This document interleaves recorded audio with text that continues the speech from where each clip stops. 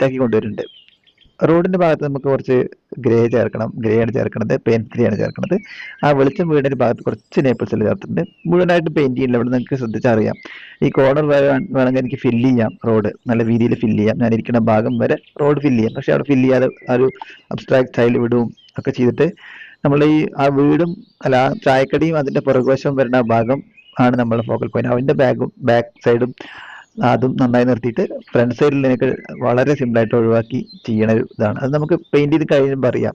കുറെ blank space ഉള്ള പോലത്തെ ഒരു ഫീൽ ഉണ്ടാക്കും. അവിടെ ദൂരത്തുള്ള ആ ഒരു ഇതിനെ കുറച്ച് മഴക്കാറ് മൂടി വന്നിട്ട് ഇൻഡിഗോ ആണ് ഉപയോഗിച്ചത്.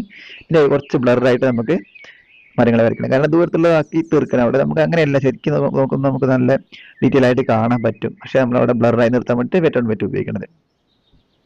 ഇത് നമ്മൾ ചെരിച്ചാണ് വെച്ചിരിക്കുന്നത്. അവിടെ തന്നെ താഴേക്ക് ഒലിച്ച് വരുന്നുണ്ടാവും. ശരിക്കും വെറ്റോൺ വെറ്റ് ചെയ്യുന്ന സമയത്ത് ഇത് പരത്തിയാണ് വെക്കണമെങ്കിൽ കുറച്ചുകൂടി വേറൊരു ഇമ്പാക്ട് ഉണ്ടാക്കാൻ പറ്റും. അപ്പോൾ പേപ്പർ വെക്കുന്ന രീതിയൊക്കെ ഭയങ്കര